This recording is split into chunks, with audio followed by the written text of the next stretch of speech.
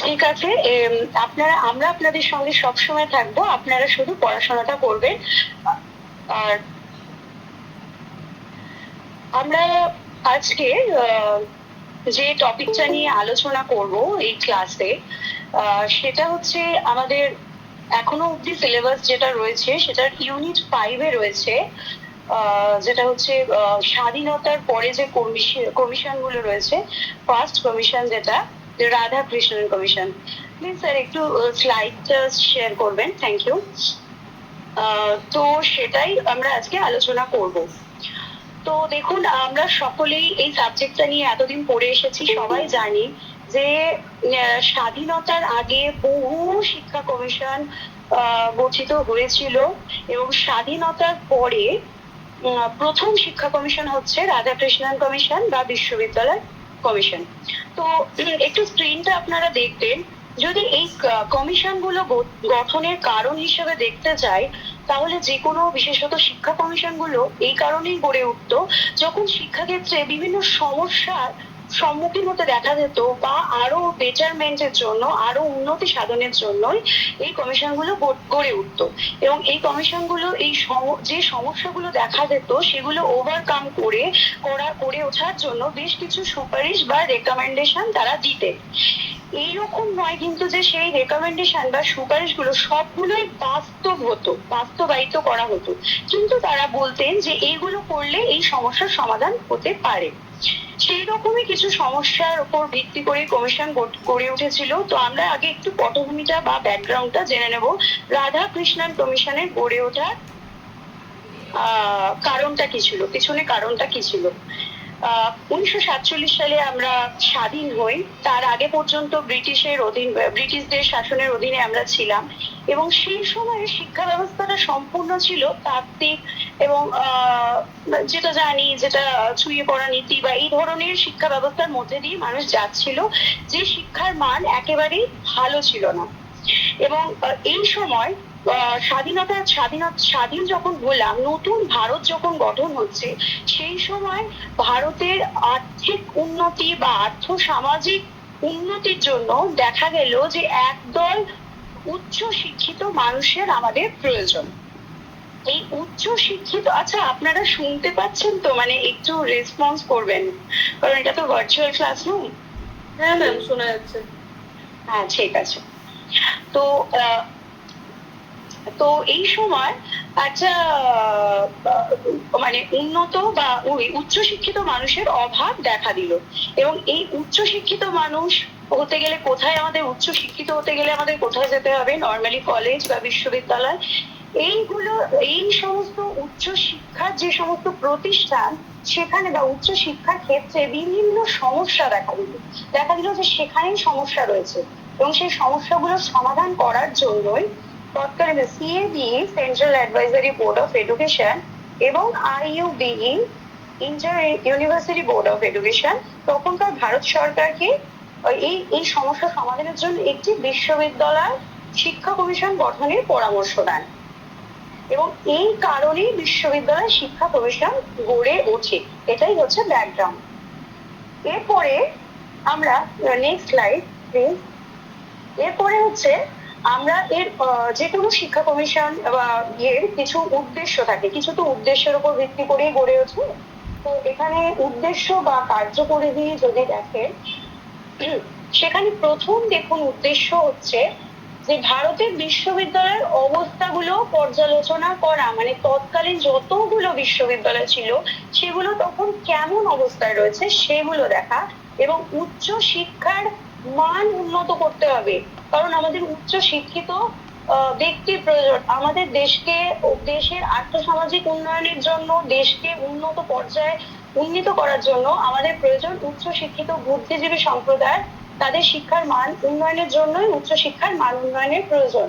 এবং দেশের সেই সময়কার বর্তমান এবং ভবিষ্যতের প্রয়োজনটাকে মাথায় রেখে শিক্ষা ব্যবস্থা গড়ে তুলতে হবে। আর এদেরই কার্যপরিধিতে যদি দেখি, আমরা কার্যপরিধির মধ্যে কি কি ছিল, যে বিশ্ববিদ্যালয়ের আগে ত্রুটিগুলো খুঁজে বা সমস্যাগুলো খুঁজে বের করতে হবে। যে কোনো সমস্যা না খুঁজে আমরা প্রথমে বের করলে তার সমাধান খুঁজে পাওয়া যায় না, তাই জন্য প্রথমে ত্রুটি বা সমস্যা চিহ্নিত করতে হবে। তারপর হচ্ছে প্রশাসন বা অর্থ ব্যবস্থার উন্নয়ন করতে হবে। এটা না হলে তো কোনো কিছু গঠনই করা যাবে না।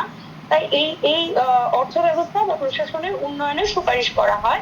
এবং উচ্চ শিক্ষার পুনর্গঠন, একই কথা বারবার আসছে যে উচ্চ শিক্ষাকে ভেঙে বা আবার নতুন করে সাজানো, শিক্ষার দান, শিক্ষার মান ও শিক্ষার মাধ্যম, এই সমস্ত বিষয় এবং শিক্ষার্থীদের শৃঙ্খলা বলুন বা তাদের সমস্ত বিষয় সম্পর্কে তারা মতামত দান করেছিলেন। এই হচ্ছে উদ্দেশ্য বা কার্য পরিধি যদি আমরা দেখি বিশ্ববিদ্যালয় শিক্ষা কমিশনের, এগুলোই হচ্ছে এর মধ্যে পড়ছে। Next slide please. হ্যাঁ, এরপর হচ্ছে যে ফরমেশন অ্যান্ড রিপোর্ট সাবমিশন, মানে গঠন কবে হয়েছিল। এটা হচ্ছে 1948 সালে প্রথম 4 নভেম্বর ডক্টর সর্বপল্লী রাধাকৃষ্ণনের সভাপতিত্বে বিশ্ববিদ্যালয় শিক্ষা কমিশন গঠিত হয়। নর্মালি যে সমস্ত শিক্ষা কমিশন গুলো গড়ে উঠতো তাদের মানে যার নেতৃত্বে গড়ে উঠেছেন বা সভাপতির নাম অনুসারে এই নামগুলো হতো। তো সেই রকমই এই শিক্ষা কমিশনও ডক্টর সর্বপল্লী রাধাকৃষ্ণনের সভাপতিত্বে যেহেতু গড়ে উঠেছিল, তো এটি তার নাম অনুসারে রাধাকৃষ্ণন কমিশন নামে পরিচিত। এটি হচ্ছে স্বাধীন ভারতের প্রধান কমিশন, এটা আমরা সবাই জানি যে এটা প্রথম কমিশন। সর্বপল্লী রাধাকৃষ্ণনের নাম অনুসারে এটা গড়ে ওঠে এবং এটা যখন গঠিত হলো 4 নভেম্বর 1948 সালে, এরা এদের কাজগুলো শুরু করলো। আচ্ছা, একটা বিষয়, কমিশন গঠন আর রিপোর্ট পেজ দুটো ডেট কিন্তু সম্পূর্ণ আলাদা হয়। এক্ষেত্রে কোয়েশ্চেনে অনেক সময় তারা রিপোর্ট কবে সরকারের কাছে বা প্রতিবেদন কবে জমা দিচ্ছে এবং কবে গঠন হচ্ছে, এখানে আমাদের কিছু কনফিউশন থেকে থাকে। এইগুলো একটুখানি ভালো করে মনে রাখতে হবে যে কবে এটা গঠন করা হচ্ছে। গঠন করা মানেই কিন্তু রিপোর্ট জমা করা নয়, রিপোর্ট জমা করার একটা আলাদা ডেট থাকে প্রত্যেকটা কমিশনের।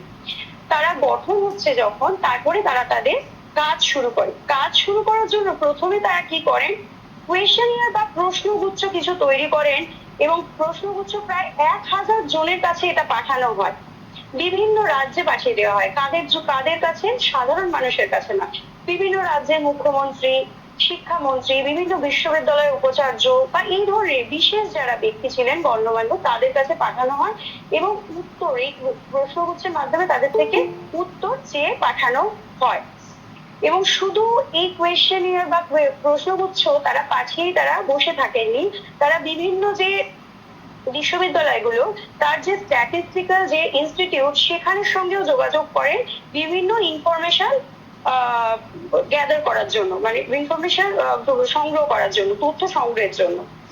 তারপরে শুধু এই ধরনের কাজ ছাড়াও তারা দেখলেন যে এর মাধ্যমেও সঠিক সমস্যার অবধি পৌঁছানো যাচ্ছে না বা সমাধান খুঁজে বের করা যাচ্ছে না। আরো প্র্যাকটিক্যাল করার জন্য বিষয়টিকে তারা নিজেরা প্র্যাকটিক্যালি প্রত্যেক রাজ্যের বিভিন্ন বিশ্ববিদ্যালয় এবং কলেজগুলোতে পৌঁছে যান এবং সেখানে কিভাবে শিক্ষা ব্যবস্থা পরিচালিত হচ্ছে, পরীক্ষা ব্যবস্থা কেমন, কি পদ্ধতিতে শিক্ষা দেওয়া হচ্ছে, তারা প্র্যাকটিক্যালি গিয়ে দেখে দেখে সেই তৎকালীন যে সমস্যা বা কেন সমস্যা তৈরি হয়েছে সেগুলো দেখার পরে তারা এই প্রত্যক্ষ এবং পরোক্ষ এই সমস্ত ভাবে যে তথ্যগুলো সংগ্রহ করছে, তারপরে তারা প্রতিবেদনটা ভারত সরকারের কাছে জমা দেন 1949 সালে 25 আগস্ট।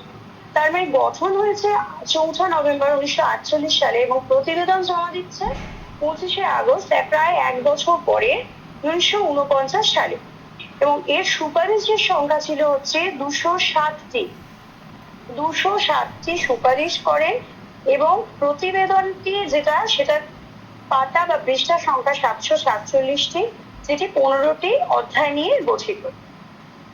Next slide please. আচ্ছা, নেক্সট হচ্ছে প্রত্যেকটা কমিশন বেশ কিছু সদস্য নিয়ে গঠিত হতো। তো এখানেও এই রাধাকৃষ্ণন কমিশন 10 জন সদস্য নিয়ে গঠিত হয়েছিল। তার মধ্যে ভারতীয় সদস্য ছিলেন 7 জন এবং বিদেশি সদস্য ছিলেন 3 জন। এই 7 জন ভারতীয় সদস্যের মধ্যে, যেটা আগেই বলেছি আপনারা জানেনও, ডক্টর সর্বপল্লী রাধাকৃষ্ণন ছিলেন এই কমিশনের সভাপতি এবং সম্পাদক ছিলেন ডক্টর নির্মল কুমার সিদ্ধান্ত। এখানে এই নামগুলো প্রায় খুব ভালো করে মনে রাখতে হবে, কারণ অনেক সময় কোয়েশ্চেনে এরকম নাম দিয়ে কোন কমিশনের সদস্য এরকম জানতে চাওয়া আগেও হয়েছে বা চাইতেও চাওয়া হতেও পারে। Next slide. এটা আমি আগেই বলে দিয়েছি যে কমিশনের সুপারিশের সংখ্যা আলাদা আলাদা করে দেখুন, আপনাদের মনে রাখার সুবিধার জন্য, হাইলাইট করার জন্য আপনাদের নোটসে আলাদা আলাদা করে, যাতে আপনাদের মনে রাখতে সুবিধা হয়, তাই সুপারিশের সংখ্যা, পৃষ্ঠার সংখ্যা এবং অধ্যায়ের সংখ্যা আবার দেওয়া হয়েছে, যাতে এই সংখ্যাগুলো মনে রাখা অনেক সহজ হয়। Next slide. আচ্ছা, এবার হচ্ছে এর এইমস কি ছিল, উচ্চশিক্ষার লক্ষ্য কি ছিল, কেন, কোন লক্ষ্য নিয়ে গঠিত হলো কমিশন। প্রথম উদ্দেশ্য যদি দেয়, এরকম অপশন দিয়ে দেয় যে রাধাকৃষ্ণন কমিশনের উদ্দেশ্য, সবসময় মনে রাখবেন যে রাধাকৃষ্ণন কমিশন এই উদ্দেশ্যে গঠিত হয়েছিল লিডারশিপ স্কিলওয়ালা মানুষ তৈরি করার জন্য, বা নেতৃত্ব দিতে পারবে এরকম মানুষ গঠন করার জন্য রাধাকৃষ্ণন কমিশন গঠিত হয়েছিল। ফার্স্ট পয়েন্টটা সেরকমই আছে, দেখুন, বুদ্ধিজীবী সম্প্রদায় গড়ে তোলার দায়িত্ব গ্রহণ, অর্থাৎ এই নতুন ভারত যে গঠিত হলো সেটাকে উন্নয়নের দিকে নিয়ে যাওয়ার জন্য প্রয়োজন বুদ্ধিজীবী সম্প্রদায়, অর্থাৎ রাজনীতিবিদই বলেন, বিজ্ঞানী বলেন, সাহিত্যিক বলেন, এই যে বুদ্ধিজীবী সম্প্রদায়, এই ধরনের একটা সম্প্রদায় বা উচ্চশিক্ষিত লিডারশিপ স্কিল যুক্ত মানুষ গড়ে তোলার জন্যই এটি গঠিত হয়েছিল। এবং এটাই হচ্ছে, এটা আন্ডারলাইন, মানে আপনারা নোটস যখন আপনারা অ্যাডমিশন নেবেন, এগুলো তো নোটস এর আকারে পাবেন, তখন অবশ্যই এটাকে আন্ডারলাইন করবেন যে প্রথম এবং প্রধান উদ্দেশ্য হচ্ছে লিডারশিপ স্কিল যুক্ত মানুষ বা বুদ্ধিজীবী সম্প্রদায় গড়ে তোলা। এরপরে যদি বলি, আমাদের যে জাতীয় ঐতিহ্য, আমাদের যে সংস্কৃতি যেগুলো সংরক্ষিত থাকে, সেগুলো সম্পর্কে মানুষকে জানাতে হবে, বোঝাতে হবে, সেটাও একটা লক্ষ্য, গুরুত্বপূর্ণ লক্ষ্য। এছাড়া হচ্ছে জগৎ এবং মানব জীবন সম্পর্কে, আমাদের জীবন সম্পর্কে একটা ক্লিয়ার ভিউ থাকবে, মানে সামগ্রিক দৃষ্টিভঙ্গি গড়ে তুলতে হবে মানুষের, যাতে এই ক্ষেত্রে শিক্ষার্থীদের মনে কোনো রকম অবিশ্বাস বা উদ্দেশ্যহীনতা না থাকে। এই ধরনের অবিশ্বাস বা উদ্দেশ্যহীনতা তাদের দূর করে তাদের জীবনযাত্রার মানকে উন্নয়ন করতে হবে। নেক্সট, গণতান্ত্রিক রাষ্ট্রের উপযোগী শিক্ষা ব্যবস্থা। গণতন্ত্রের মূল কথা কি ছিল? ন্যায় বিচার, স্বাধীনতা, সাম্য, ভ্রাতৃত্ববোধ, অর্থাৎ সেখানে সকলের সমান অধিকার, সকলেই এখানে কেউ উঁচু কেউ নিচু, জাতপাত কোনো রকম বিচার থাকবে না, কোনো ধরনের বিভাজন থাকবে না, সকলে শিক্ষার ক্ষেত্রে সমান অধিকার পাবে, এখানে কেউ কম বেশি কিছু থাকবে না, সকলে সমান অধিকার নিয়ে শিক্ষা গ্রহণ করবে। নেক্সট হলো মানবিক গুণাবলীর বিকাশ সাধন, অর্থাৎ এটা তো আমরা সকলেই এডুকেশনের স্টুডেন্ট হিসেবে জানি যে আমাদের মানবিক গুণাবলীর বিকাশ সাধন করাই শিক্ষার একমাত্র লক্ষ্য, এবং রাধাকৃষ্ণন কমিশনও সেই একই কথা বলেছে, আমাদের এই গুণগুলোর বিকাশ সাধন করতে হবে। মানব সভ্যতা সম্পর্কে জানানো এর একটা উল্লেখযোগ্য লক্ষ্য ছিল।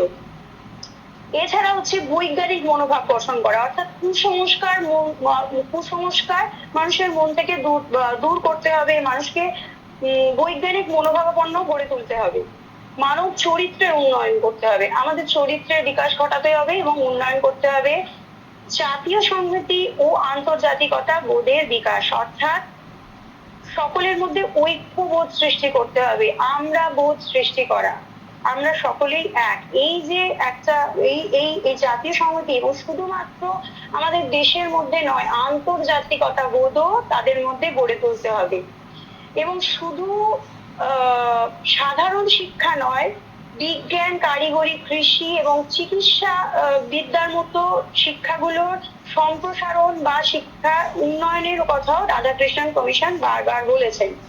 এবং আমাদের ভারতবর্ষ প্রচুর প্রাকৃতিক সম্পদ রয়েছে, এই প্রাকৃতিক সম্পদ সম্পর্কে মানুষকে জানাতে হবে, এবং প্রাকৃতিক সম্পদগুলো শুধু জানলে হবে না, তার সংরক্ষণ কিভাবে করা হবে, তার সঠিক ব্যবহার কিভাবে করা হবে সে সম্পর্কেও তাদেরকে অবগত করা, এটাও ছিল উচ্চশিক্ষার একটি উল্লেখযোগ্য লক্ষ্য। Next slide please. আচ্ছা, আপনারা সবাই বুঝতে পারছেন বা ভয়েস ক্লিয়ার আছে তো? একবার করে আমাকে একটুখানি রেসপন্স করুন। হ্যাঁ ম্যাম আসছে। ম্যাম বলছি ওই বুদ্ধিজীবীর ওই সম্প্রদায়ের প্রথমটা একটু বলুন। আর একবার বুঝিয়ে দেন। আচ্ছা, হ্যাঁ হ্যাঁ অবশ্যই, কারো কিছু ডাউট হলে একটুখানি বলবেন, আমি অবশ্যই বলবো। বুদ্ধিজীবী মানে হচ্ছে, দেখুন তখন তো নতুন, মানে স্বাধীন ভারত তো একেবারে নতুন। সেই সময় আমরা মানে সেই সময়কার কি ছিল, ব্রিটিশ শাসনের অধীনে শিক্ষা ব্যবস্থায় শিক্ষায় শিক্ষিত ছিল, অর্থাৎ সেই পুঁথিগত শিক্ষা, কিছুজন শিক্ষা পেয়েছে কিছুজন পায়নি। এবং সেই সময় যারা উঁচু মানে যদি বলি উঁচু স্থানীয় যে সমস্ত চাকরি করতেন, সেই সমস্ত চেয়ার গুলো দখল করেছিল ব্রিটিশরা। ভারতীয়রা যারা ওই ব্রিটিশদের মতো নিজেদের পরিবর্তন করেছিল, তারাই কিছু কিছু হয়তো ওই ধরনের চাকরি করতেন, এছাড়া সকলেই ব্রিটিশরাই ওই চেয়ার দখল করেছিলেন। তো এই যে নতুন ভারত যখন ব্রিটিশরা চলে গেল, তখন এই নতুন ভারতের যখন আর্থসামাজিক উন্নয়ন ঘটানো হবে, ভারতের উন্নতি ঘটাতে হবে, তখন কাদের প্রয়োজন? আমাদের বুদ্ধিজীবী মানুষ প্রয়োজন। সেক্ষেত্রে এই বুদ্ধিজীবী মানুষকে প্রয়োজন হলে কি করতে হবে? উচ্চ শিক্ষার প্রয়োজন। এই উচ্চ শিক্ষা বা বুদ্ধিজীবী সম্প্রদায় গড়ে তোলাটাই ছিল এর মেন লক্ষ্য। আর এই মানুষের লিডারশিপ স্কিল, অর্থাৎ হচ্ছে নেতৃত্ব দেবে, এই ভারতকে যে গড়ে তুলবে, তার জন্য নেতৃত্ব দানের ক্ষমতা যুক্ত মানুষ প্রয়োজন। সবাই তো আমাদের লিডারশিপ কোয়ালিটি থাকে না, তাই না? আমরা যদি সাধারণভাবে চিন্তা করি, সকলের কিন্তু আমাদের লিডারশিপ কোয়ালিটি থাকে না। হয়তো অন্য কিছু কোয়ালিটি রয়েছে, কিন্তু এটা থাকে না। কিন্তু এই ধরনের ক্ষমতা গড়ে তোলার জন্য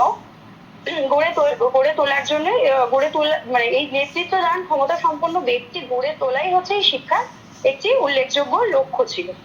ক্লিয়ার? হ্যাঁ ম্যাম। আচ্ছা, নেক্সট স্লাইড। আচ্ছা, এই যে এর স্ট্রাকচার, প্রত্যেকটা কমিশনেরই একটা শিক্ষাগত কাঠামো বা স্ট্রাকচার অফ এডুকেশন ছিল, এরও ছিল। সেই স্ট্রাকচারটা আমরা যখন ক্লাস করব, খুব আমরা এলাবোরেটলি পড়বো, খুব ভেতরে ঢুকে পড়বো। এখন তো বুঝতেই পারছেন, ডেমো ক্লাসে এত বেশি জানেন তো, রাধাকৃষ্ণন কমিশন এত বড় কমিশন, এবং এর আরেকটা টপিক যেটা গ্রামীণ বিশ্ববিদ্যালয়, এটা তো একটা বা দুটো ক্লাসই লেগে যাবে পড়াতে। তো এই স্ট্রাকচার বলুন, এগুলো মোটামুটি আপনাদের বোঝানোর জন্য পড়াচ্ছি। এরপরে আমরা যখন ক্লাসে, আপনারা যখন পেইড ক্লাসে জয়েন করবেন, তখন আমরা খুব বিস্তারিতভাবে পড়বো। ঠিক আছে? এখন যেটা স্ক্রিনে দেখুন, যেটা হচ্ছে উচ্চ শিক্ষার যেটা স্ট্রাকচার, সেক্ষেত্রে ওনারা বলেছিলেন যে স্নাতক বা গ্রাজুয়েশনের ক্ষেত্রে পাস যেটা কোর্স, সেই পাস কোর্সের সময়কাল হবে 2 বছর। আর যেটা অনার্স কোর্স, সেটা হচ্ছে 3 বছর। আর যখন এই কোর্সটা কমপ্লিট, গ্রাজুয়েশন হয়ে যাবে, যখন এমএ বা স্নাতকোত্তরে যাবে, তখন যারা পাস কোর্স করে নিয়েছেন তাদের সময়কালটা একটু বেশি হবে, 2 বছরের। আর যারা অনার্স কোর্স করেছেন তাদের জন্য 1 বছরের। আর পিএইচডি যেহেতু উচ্চশিক্ষা, তাই পিএইচডির কথা ওনারা এবং রিসার্চের কথা ওনারা বারবার উল্লেখ করেছিলেন, সেটা হচ্ছে 2 বছরের। দেখুন, এইভাবে ডায়াগ্রাম করে পড়লে আপনাদের মনে রাখতে অনেক বেশি সহজ হবে। যদি বইগুলো পড়েন না, সেখান থেকে মনে রাখার থেকে এইভাবে ডায়াগ্রাম থাকলে আপনাদের এই ছবিগুলো মনে থাকবে, এবং মনে রাখাটা অনেক ইজি হবে। আমার মনে হয় আপনাদের রেসপন্স করবেন। এইভাবে মনে রাখাটা কি সহজ? হ্যাঁ ম্যাম, এরকম ভাবে মনে রাখতে। হ্যাঁ, নোটস গুলো কি ভালো লাগছে? হ্যাঁ ম্যাম, বলছি যে এরকম এরকম দুটো লাইভ ক্লাস হবে তো সপ্তাহে? হ্যাঁ, এরকম দুটো লাইভ ক্লাস হবে। আপনাদের স্যাররা আরো জানিয়ে দেবেন কটা। আমি এত অব্দি যেটা জানি যে লাস্টে আপনারা ক্লাসটা করে নিন, আরো আপনাদের জানিয়ে দেওয়া হবে। হ্যাঁ, তো ডেমো ক্লাস আপনারা আরো একটা দুটো পেতে চলেছেন, আপনারা অ্যাটেন্ড করবেন, এবং আপনাদের যারা ফ্রেন্ড সার্কেলে রয়েছে তাদের সাথেও এটা একটু শেয়ার করবেন।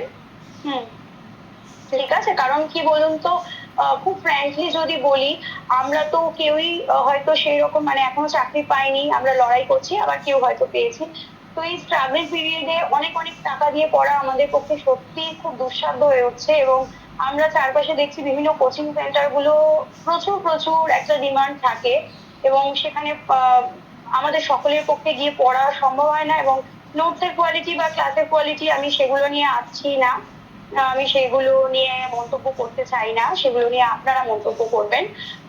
কিন্তু এত টাকা দিয়ে পড়া সম্ভব হয় না, কিন্তু সেই জন্যই এই এসএনএস একাডেমি আপনাদের জন্য খুবই নমিনাল একটা প্রাইস বা নমিনাল একটা কোর্স ফি রেখেছে, যাতে আমরা সকলে পড়াশোনা করে রেডি হয়ে, যারা পড়তে মানে ইচ্ছুক, অথচ শুধুমাত্র কোর্স ফিটার জন্যই হয়তো আমরা পড়তে পারি না। সেই জন্য এই একটা একটা খুব মিনিমাম কোর্স ফি রেখেছে, যাতে আমরা সকলে অন্তত পড়াশোনা করে আর একটা এসএলএসটি দিতে পারি। কারণ এসএলএসটি তো প্রায় লুপ্ত প্রায়। আমরা দুর্ভাগ্যবশতই বলুন আর সৌভাগ্যবশতই বলুন লাস্ট একটা পেয়েছি, এবং তার রেজাল্ট আর বা কোয়েশ্চেন এগুলো নিয়ে আর আলোচনা না করাই ভালো। কিন্তু আমরা আর একটা পেতে চলেছি, এবং সেটাকেই আমাদের জীবনের শেষ পরীক্ষা ধরতে হবে, এবং সেখানে আমাদের পেতেই হবে। এই ভাবনা নিয়েই আমাদের এগোতে হবে, এবং এইভাবেই আজ থেকেই সেইভাবে স্টার্ট করতে হবে। কারণ দেখুন, এইটা যদি ভেবে নেন যে নোটিফিকেশন আসুক, করবো বা কিছু হোক, এইভাবে তো সবাই ভাবছে, আপনি কেন ভাববেন? আপনি এখন থেকে একটু একটু করে পড়ুন। আমরা আপনাদের নোটস বানিয়ে দেবো সমস্ত বই থেকে, যে জায়গাগুলো থেকে কোয়েশ্চেন আসে, যেখান থেকে বেশি পড়ার প্রয়োজন হয়, বছরের পর বছর আগে যে পরীক্ষা হয়েছে যেখান থেকে প্রশ্ন এসেছে, সেখান থেকে আমরা আপনাদের নোটস বানিয়ে দেবো। আপনারা দিনের একটা সময় কাজকর্মের পরে 1 ঘন্টা, 1.5 ঘন্টা, 2 ঘন্টা শুধু আমাদের এগুলো পড়বেন।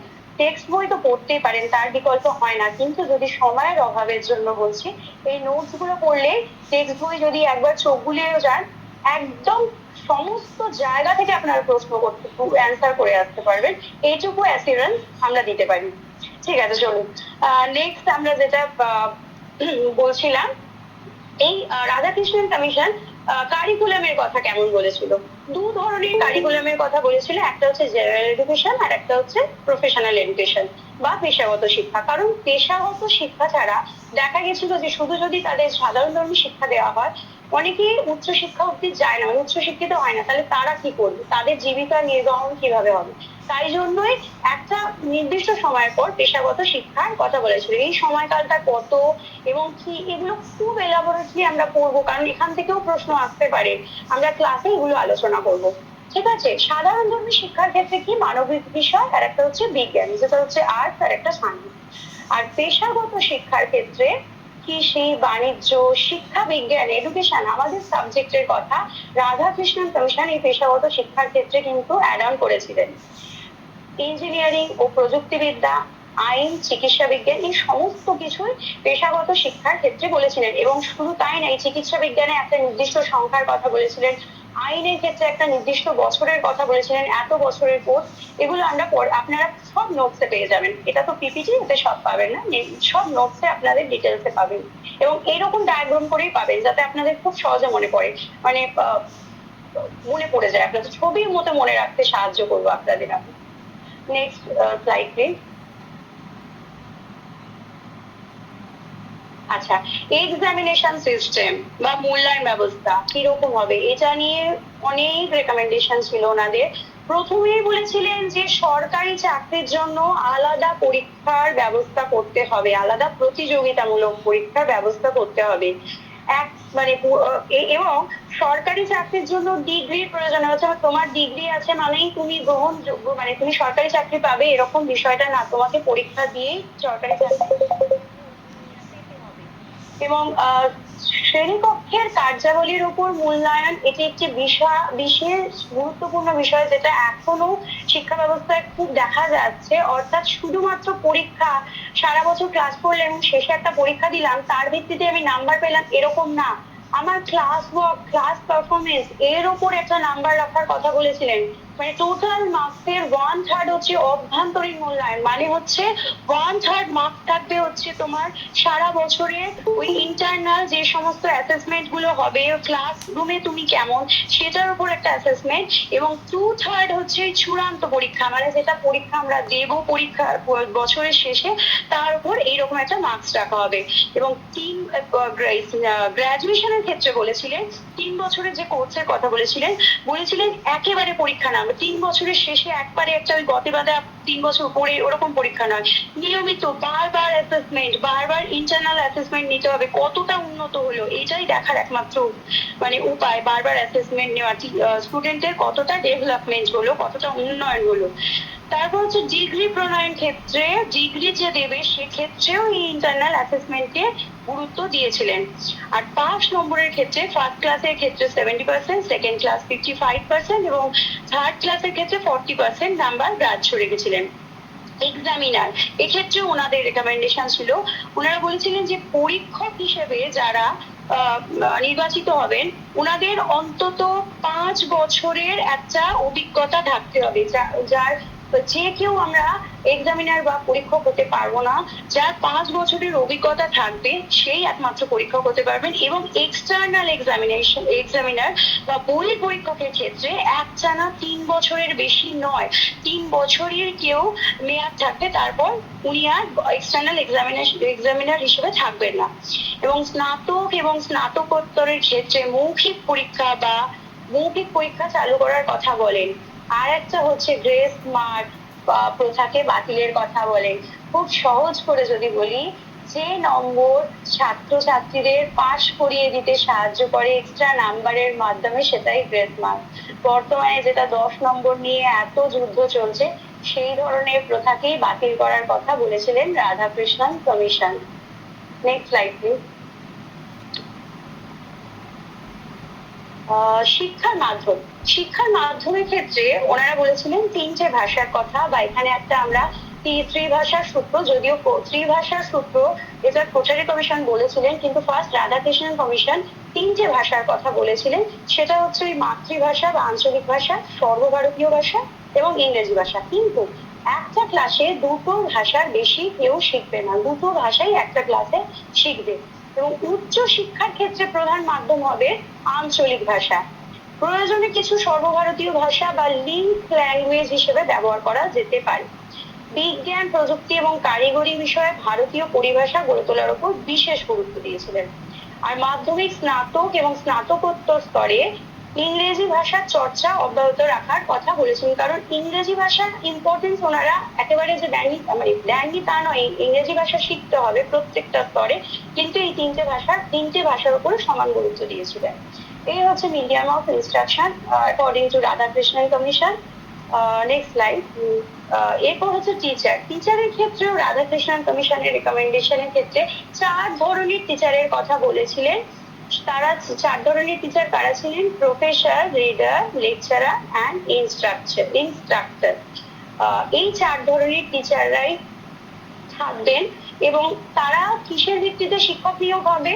মেধা এবং যোগ্যতা। তাদের মেধা এবং যোগ্য হলে তবেই তারা শিক্ষক হিসেবে নিয়োগ করা হবে তাদের, এবং তাদের পদমর্যাদা অনুযায়ী তাদের বেতন নির্ণয় করা হবে। তাদের যদি উন্নত শিক্ষা, তারা পড়াতে যদি তাদের পদমর্যাদা হয়, তাদের বেতনও সেই অনুযায়ী নির্ধারণ করা হবে।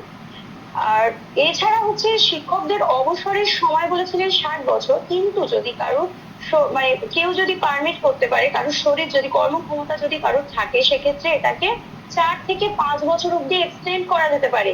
এই 60 বছরটাকে এক্সটেন্ড করার কথা বলেছিলেন। কেউ যদি ফিজিক্যালি ফিট হয়, কেউ যদি পড়াতে সক্ষম হয়, তাহলে কিন্তু এই বয়সটাকে বাড়ানোর কথাও বলেছিলেন Radhakrishnan commission. Next slide please.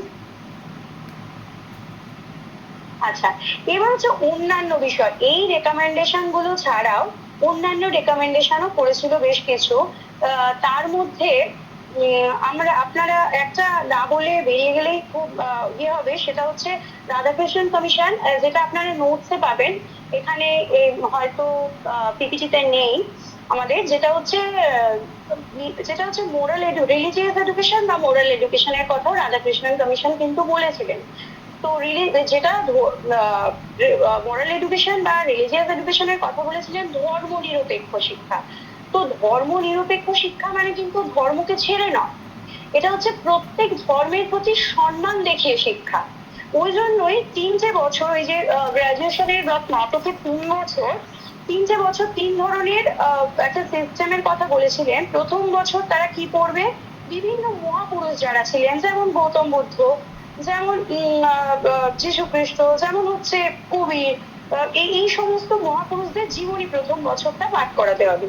দ্বিতীয় বছর গিয়ে তারা কি পড়বে? তারা প্রত্যেকটা ধর্মের যে গ্রন্থ রয়েছে তার যে বিশেষ বিশেষ মানে জায়গাগুলো রয়েছে, বা বিশেষ বিশেষ যে আবেদনপূর্ণ যে কিছু নির্বাচিত যে অংশগুলো রয়েছে, সেইগুলো পড়ানো হবে তাদের। এবং এই পড়ে নেওয়ার পর তৃতীয় বছরে গিয়ে তারা এই ধর্মীয় যে দর্শন, তার সমস্যাগুলো নিয়ে স্টুডেন্টরা আলোচনা করবে। এই 3টে বছর ধর্মীয় শিক্ষার ক্ষেত্রে তারা এইভাবে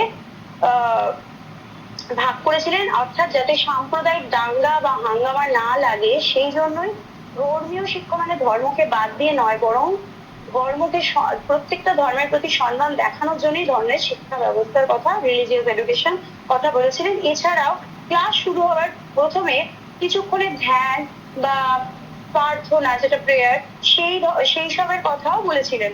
অর্থাৎ সেগুলো যাতে মানুষের মনকে শান্ত করে তোলে, তারপরে শিক্ষার্থীরা যাতে শিক্ষা গ্রহণ বা ক্লাসে যায়। আচ্ছা, এবারে আমরা স্ক্রিনে একটু চোখ রাখবো। অন্যান্য বিষয়ের ক্ষেত্রে কি বলেছিলেন? নারী শিক্ষার প্রসারে সহশিক্ষার নারী শিক্ষা প্রসারের উপর জোর দিয়েছিলেন এবং সহশিক্ষা, কোয়েড স্কুল বা কোয়েড একসঙ্গে শিক্ষার ব্যবস্থা করতে হবে এবং নারীদের জন্য গার্হস্থ্য অর্থনীতি এবং গৃহ পরিচালনা করতে, যেহেতু আমাদের নারীদের একটা গৃহে একটা বিশেষ ভূমিকা থাকে এবং সেই গৃহ পরিচালনা করতে যাতে সুবিধা হয়, সেই ধরনের হোম সায়েন্স, এই ধরনের পড়ার বা পাঠের ব্যবস্থা রাখার কথা বলেছিলেন।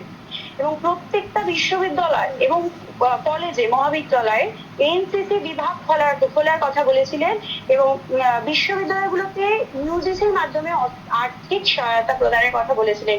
এটা খুব ইম্পর্টেন্ট একটা বিষয়।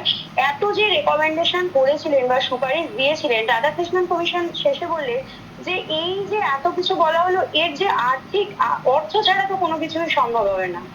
তাই এই যে আর্থিক যে উচ্চশিক্ষার ক্ষেত্রে যে ব্যয় নির্বাহন করতে হবে, সেটার দায়িত্ব রাষ্ট্রকে নিতে হবে এবং এই জন্য ইউনিভার্সিটি গ্রান্টস কমিশন গঠনের কথা বলেন বা ইউজিসি গঠনের কথা ফার্স্ট বলেন রাধাকৃষ্ণন কমিশন।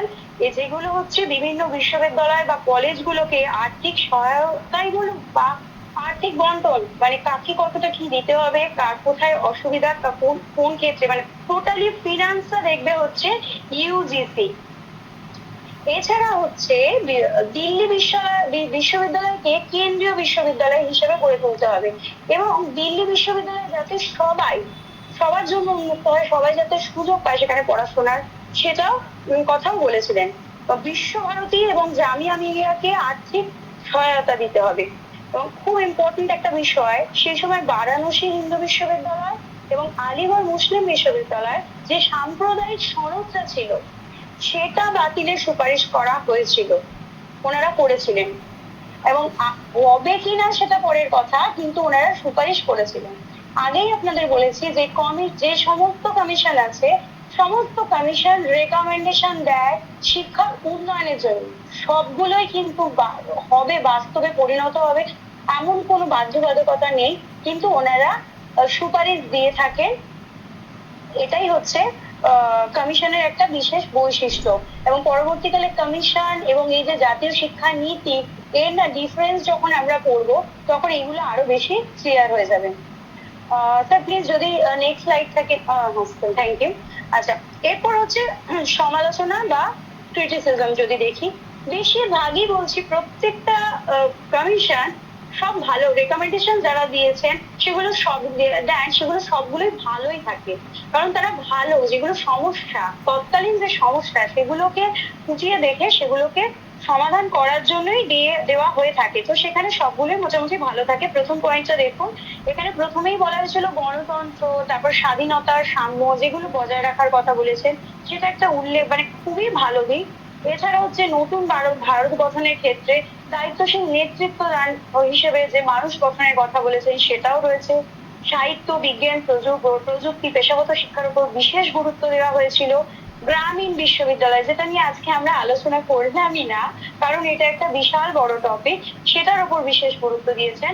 যদি খুব ছোট করে বলি, গ্রামীণ বিশ্ববিদ্যালয় রাধাকৃষ্ণন কমিশন কি দেখেছিলেন, যে দেখলেন যে উচ্চশিক্ষার ক্ষেত্রে শহরগুলো উন্নত হলেও গ্রামগুলো পিছিয়ে রয়েছে, গ্রামের মানুষগুলো শহরে এসে পড়া সম্ভব হচ্ছে না এবং এই সমস্যাটাকে দেখে তখন ভাবলেন গ্রামের মানুষগুলো শহরে কেন আসবে, আমাদের শিক্ষাকে গ্রামে পৌঁছে যেতে হবে। এবং এই গ্রামীণ বিশ্ববিদ্যালয় গঠনের যদি ব্যাকগ্রাউন্ড দেখি আমরা, তার মেইন ব্যাকগ্রাউন্ড হচ্ছে এটাই, যে গ্রামের মানুষকে শিক্ষিত করে তোলা।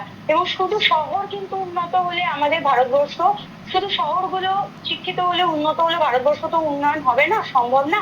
তাই গ্রাম শহর সকলকে নিয়ে ভারতবর্ষ উন্নয়ন করতে হবে, তাই গ্রামের জন্য গ্রামীণ বিশ্ববিদ্যালয়ের কথা বলেছিলেন। তারপর তো নিরক্ষরতা, অনুন্নত গ্রামীণ শিক্ষা বা দুর্বলের মতো সমস্যা চিহ্নিত করে যে কথাগুলো আমি বললাম সেটাই। বিশ্ববিদ্যালয় মঞ্জুরি কমিশন বা ইউজিসি গঠন ও গ্রামীণ বিশ্ববিদ্যালয় প্রতিষ্ঠার সুপারিশ অত্যন্ত গুরুত্বপূর্ণ আছে। সমালোচনা থেকেও এই পয়েন্টস গুলো আপনারা সবসময় যখন নোট পাবেন আন্ডারলাইন করবেন, কারণ এগুলো হচ্ছে মেন রেকমেন্ডেশন, এগুলো থেকে মেন কোয়েশ্চেন হয়। এই হচ্ছে সমালোচনা। আশা করি আমাদের আর লাইভ কিছু নেই। থ্যাংক ইউ সো মাচ সবাই, আপনারা যারা ক্লাসে জয়েন করেছেন এবং যারা এতক্ষণ ছিলেন। এবার আমি আপনাদের এতক্ষণ ডিসকাস করলাম, আপনাদের যদি কিছু বলার থাকে, আপনাদের যদি কিছু জানার থাকে, কাইন্ডলি একটুখানি বলবেন।